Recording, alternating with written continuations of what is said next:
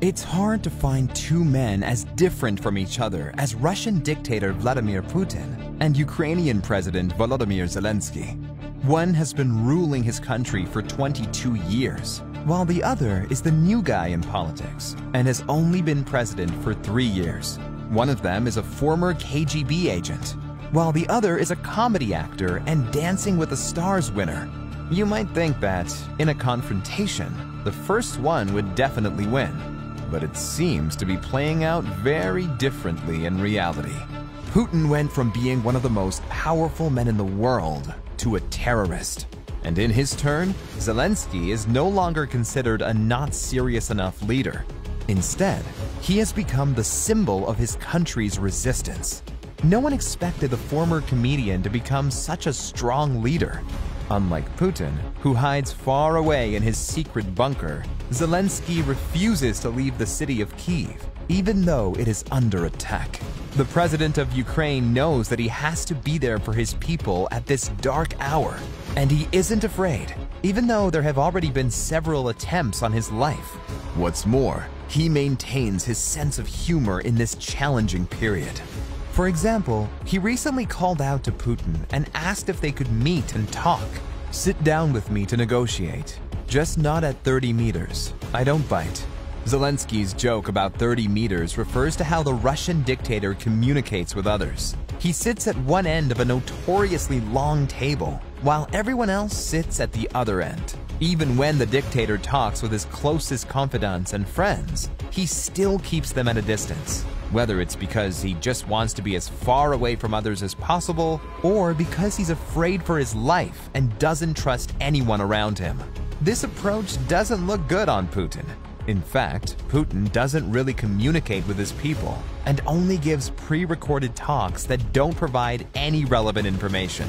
Recently, he even faked his meeting with female representatives of Russian airlines. The video contained computer graphics, and you can clearly see Putin's hand pass through the microphone. Meanwhile, Zelensky gives updates about the situation in Ukraine every few hours in front of a very real mic. Red-eyed, unshaven, and exhausted, like all Ukrainians look these days. The president has replaced his suit with an army green t-shirt to look even more like one of his people. And he doesn't just stay inside hiding, he even walks the streets of the city. He also has colleagues, military men, and journalists that he trusts and communicates with directly every day. Recently, he even went to see wounded Ukrainian soldiers in the hospital to cheer them up. Another difference between the two presidents is their attitude toward the digital world. For example, to win the election, Zelensky used the power of social media. And when he became president, he successfully started implementing digitalization that included the introduction of electronic documents. Recently, Zelensky surpassed Kanye West with his number of followers on Instagram. But in Russia, it looks like the process has gone in the opposite direction.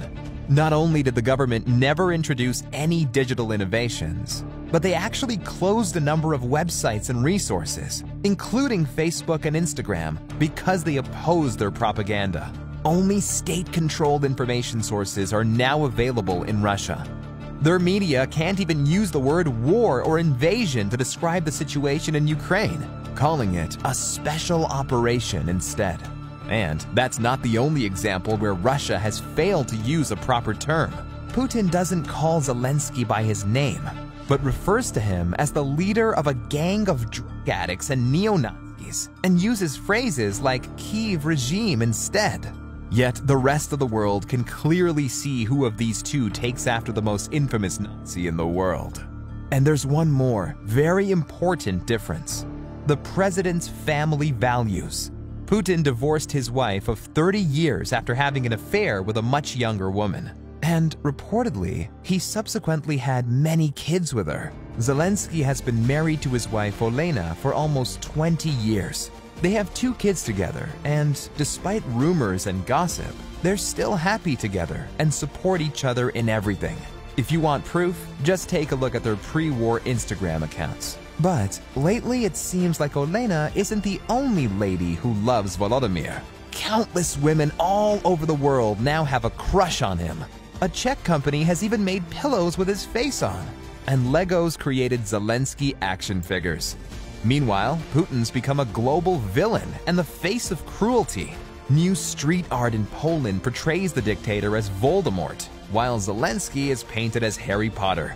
It looks like the Ukrainian president's ability to lead the resistance against the enemy improves every single day. His commitment to Ukraine is unshakable, and his bravery is an inspiration to many. The stark contrast between Zelensky and Putin shows us the kind of leader that the modern world needs. It's not a dictator who only knows how to instill fear and use aggressive tactics. It's an approachable, strong, and candid leader who can truly unite his nation. Like President Volodymyr Zelensky. Glory to Ukraine!